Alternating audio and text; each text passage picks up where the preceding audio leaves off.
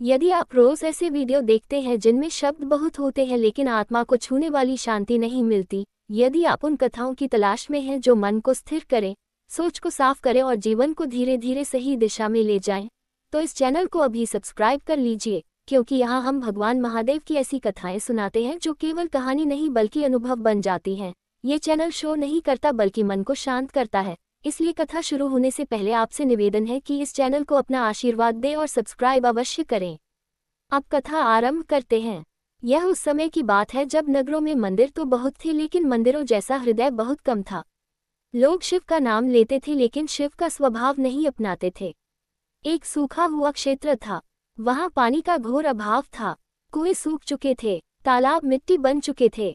उसी क्षेत्र में एक स्त्री रहती थी, उसका नाम था माधवी। माधवी साधारण स्त्री थी, पति का देहांत वर्षों पहले हो चुका था, कोई संतान नहीं थी, जीवन में केवल श्रम और मौन था।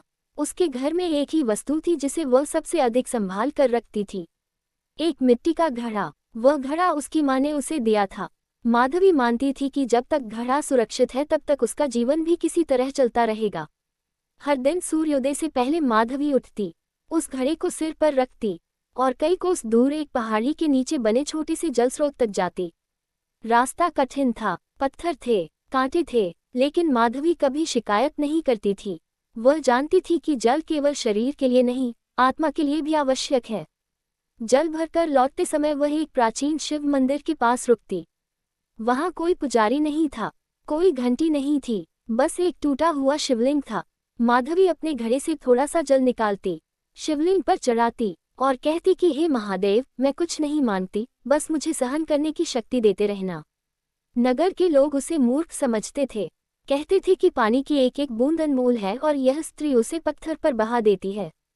माधवी मुस्कुरा देती थी, क्योंकि वह जानती थी कि जो ऊपर जाता है वही नीचे भी लौटता है। एक दिन जब माधवी जल भर कर लौट रही थी तो रास्ते में एक बच्चा मिला। वह प्यास से तड़प रहा था, उसकी आंखें सूख चुकी थीं। माधवी रुकी, उसके पास वही एक घड़ा था। यदि वह जल दे देती तो घर में कुछ नहीं बचता। कुछ क्षण के लिए उसके हाथ कांप गए, लेकिन फिर उसने घड़ा नीचे रखा और बच्चे को जल पिलाया। घड़ा आधा खाली हो गया। वह फिर भी शिव मंदिर गई, शिवलिंग पर कुछ बूंदें चढ़ाईं। अचानक आकाश में बादल घिर आए, तेज हवा चली। मंदिर के सामने एक वृद्ध साधु प्रकट हुआ। उसने माधवी से कहा कि बेटी, क्या तुम्हारे पास जल है? माधवी ने बिना कुछ कहे घड़ा साधु की ओर बढ़ा दिया। साधु ने जल पिया और अगले ही क्षण दिव्य प्रकाश फैल गया। वह साधु स्वयं महादेव थे। महादेव ने कहा कि माधवी, तूने अपने जीवन का आधार होते हुए भी जल बांटा है। घड़ा केवल मिट्टी का नहीं था, वह तेरे डर का प्रतीक था और आज तूने वह डर मुझे अर्पित कर दिया है।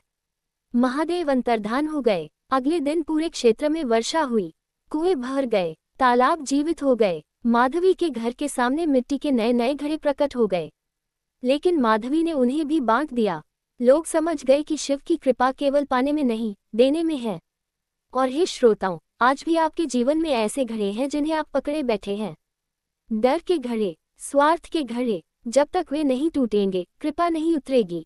यदि यह कथा आपके मन को छू रही है, यदि आपको इसमें शांति मिल रही है, तो इस चैनल को सब्सक्राइब करके इस भक्ति यात्रा का हिस्सा बनिए, क्योंकि यहाँ हर कथा आपको भीतर से मजबूत बनाने के लिए है।